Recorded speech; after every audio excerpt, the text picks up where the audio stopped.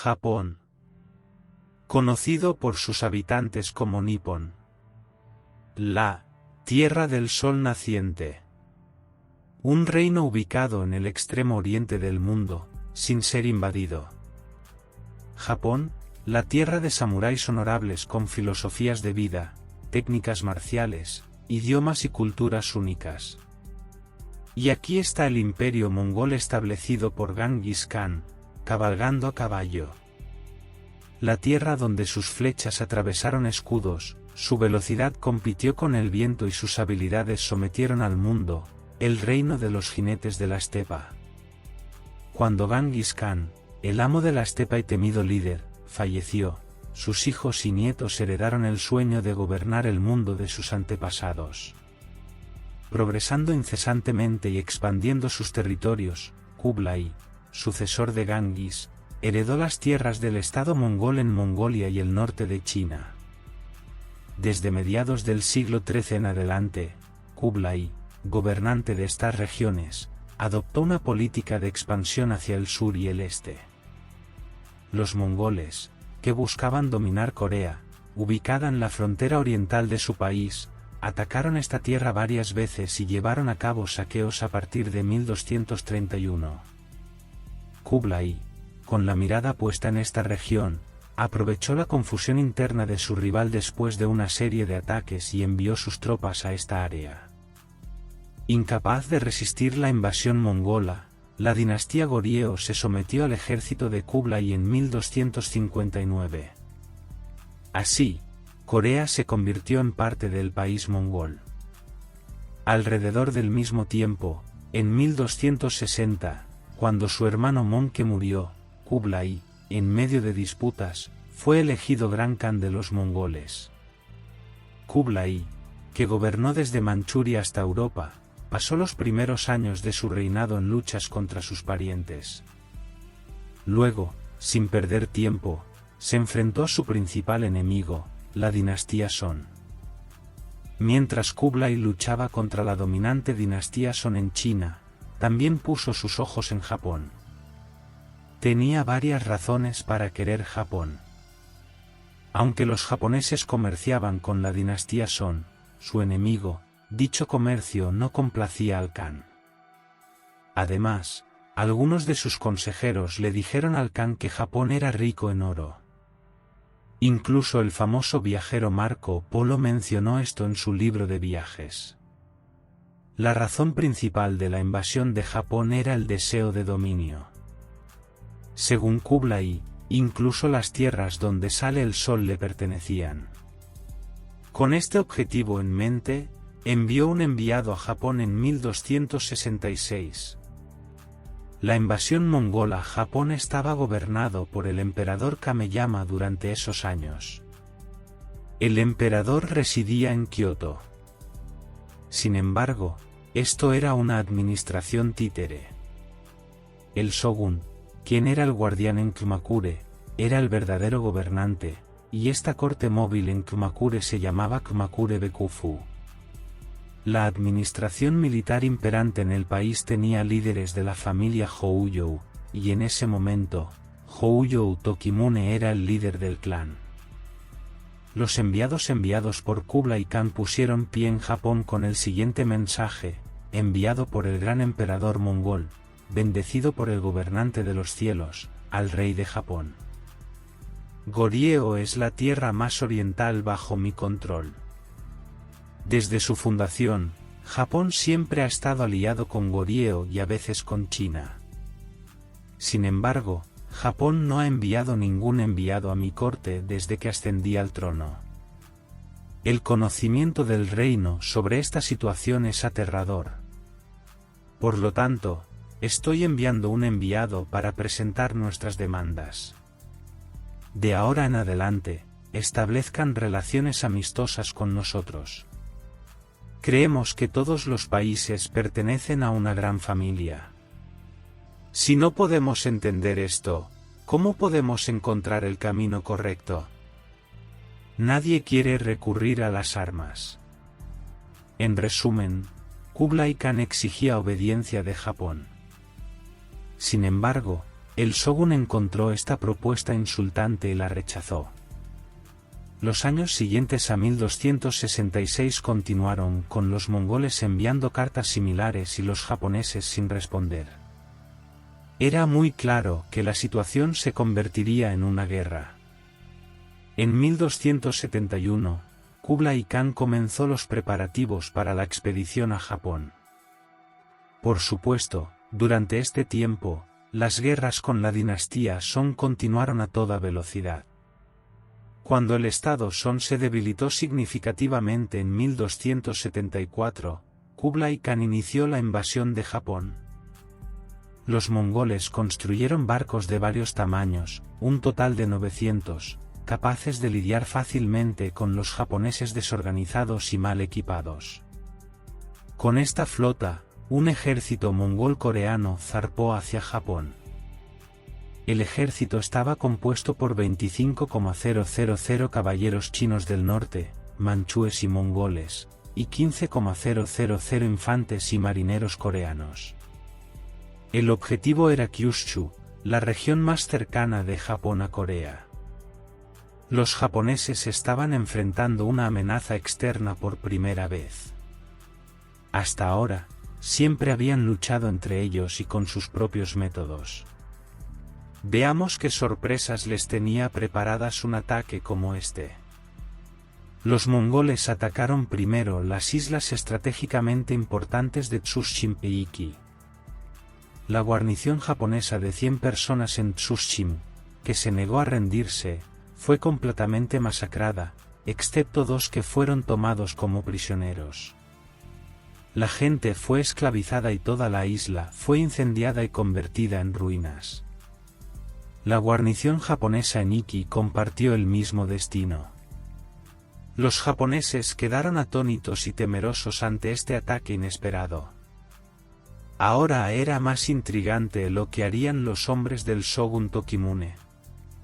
El 19 de noviembre de 1274, liderados por el coreano Lim Fak-han, los mongoles desembarcaron en la bahía de Fukuoka en Kyushu, logrando un avance cómodo contra los japoneses que los recibieron.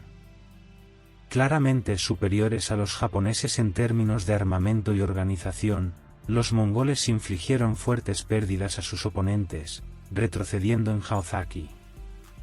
Con arqueros montados y catapultas lanzando bombas, repelieron al enemigo con ataques de largo alcance. Los japoneses enfrentaban este tipo de guerra por primera vez. Los samuráis eran hábiles en combates 1 a 1 y combate cercano. Los mongoles, en cambio, luchaban en formaciones grandes, asustando a los caballos japoneses con flechas silbantes y participando en guerras masivas dirigidas por banderas y tambores. ¿Los japoneses estaban perplejos? Preocupados de que los samuráis, retirándose con el viento y la lluvia utilizando la oscuridad, pudieran lanzar un ataque nocturno, los mongoles decidieron embarcarse en sus barcos nuevamente.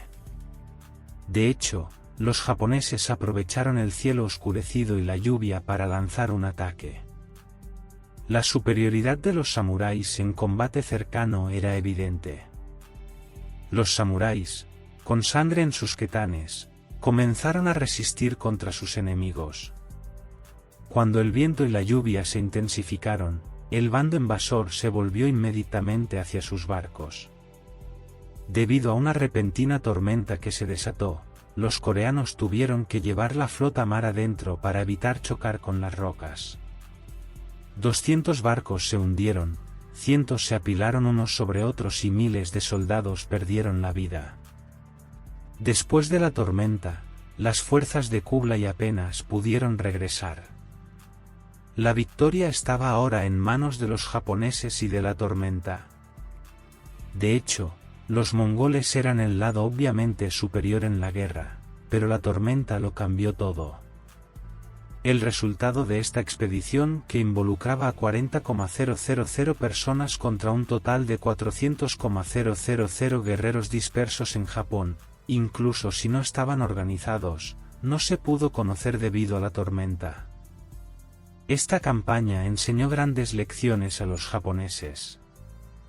los líderes de la dinastía Houyu, que afortunadamente sobrevivieron a la primera invasión, construyeron urgentemente un gran muro a lo largo de la bahía de Hakete para evitar un intento de invasión similar en el futuro. Además, se establecieron nuevas guarniciones y se entrenaron nuevos soldados. Se hicieron algunos ajustes en los ejercicios y en los movimientos de las fuerzas de reserva para prepararse para una posible segunda invasión.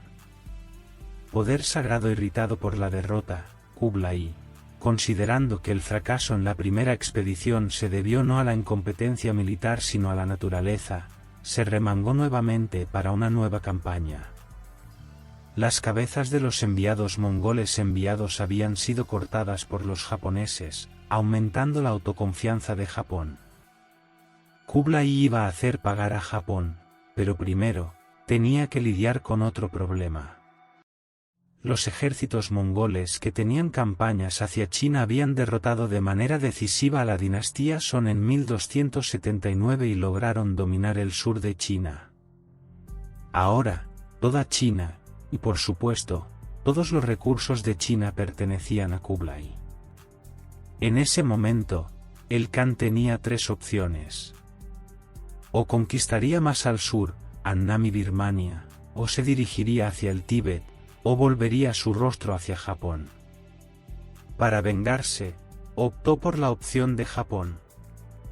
Los mongoles, como en la primera expedición, construyeron 900 barcos para los coreanos. En el puerto de Cheongshu, en el sur de China, se preparó una enorme flota de 3,500 barcos y se llenó de soldados chinos.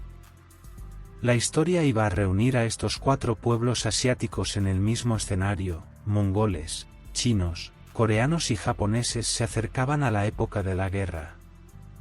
Flotas que transportaban a más de 150,000 soldados zarparon en 1281. La flota china entraría en la batalla mucho después de la flota coreana debido a algunas deficiencias, y esto fue un problema problemático. El primer objetivo fue nuevamente las estratégicamente importantes islas Tsushima e Iki. La resistencia aquí fue más desafiante esta vez. Sin embargo, ambas cayeron al final, incapaces de resistir a los poderosos mongoles. Después de la captura de Iki, la flota coreana desembarcó en Shigespit, al final del muro al norte de la bahía de Hakete, el 23 de junio. Aquí, se enfrentaron a la feroz resistencia de los japoneses en la playa. Después de unos días de batalla, lograron apoderarse solo de una cabeza de puente. Los mongoles encontraron una intensa resistencia japonesa aquí. Aprovechándose del muro fortificado en Hakete, los japoneses lograron frenar con éxito a los mongoles y evitar que rompieran sus líneas. Aprendiendo del ataque anterior, los japoneses atacaron durante el desembarco, impidiendo que los mongoles se organizaran en la orilla y forzándolos a retirarse. Mientras tanto, pequeños y altamente maniobrables barcos pesqueros costeros japoneses infligían grandes pérdidas a la flota coreana utilizando tácticas de golpear y correr en las aguas poco profundas de la bahía. Sin embargo, la llegada de la principal flota china tenía la característica que determinaría el destino de las batallas, y parecía que los japoneses tenían poco que hacer contra ella. La llegada de la flota ocurría en piezas. Los barcos chinos, llegando a Iki, partieron hacia Hirado Jime y ocuparon la isla de Hirado. Porque el comandante mongol Atai ordenó que el próximo ataque se hiciera desde más al sur. El 12 de agosto, las flotas coreana y china se fusionaron. Entrando en el Golfo de Imari, ocuparon la isla Tsushima en la desembocadura del golfo. Las cosas no iban mal para los mongoles. Hacia el final de las guerras de larga duración, los japoneses comenzaron a perder fuerza. Los sacerdotes japoneses rezaron por el apoyo divino de la diosa del sol Amaterasu o Mikami. Ahora se necesitaba un milagro para que los japoneses sobrevivieran. La noche del 14 al 15 de agosto marcó un punto de inflexión en las batallas de Kyushu cuando un tifón golpeó. El viento soplaba a una velocidad de más de 190 km por hora hacia la tierra durante 2 días, amontonando los barcos unos encima de otros, haciéndolos naufragar. Mientras alrededor de 4,000 de los 4,500 barcos se hundieron en la tormenta, alrededor de 100,000 de los que participaron en la expedición se ahogaron. Casi todo el gran grupo que venía de China desapareció en la tormenta. Los que quedaron aterrizaron en la isla de Iki y esperaron no volver a tierra. Porque los japoneses los mataron, los tomaron prisioneros o los decapitaron tranquilamente. Este poder divino que salvó la isla japonesa pasó a la historia como kamikaze, que significa viento divino, y ocupó su lugar en la cultura japonesa para ser recordado más tarde. Después del tifón, muy pocos soldados pudieron regresar y se cerró el capítulo de Japón para Kublai. Los japoneses que vivían en la costa, en la región de tormentas, escaparon gracias a la ventaja proporcionada por su geografía. Esto también nos recuerda una lección histórica. Recuerda que la geografía siempre moldea los destinos de las naciones. Así como moldeó el destino de los japoneses en 1281,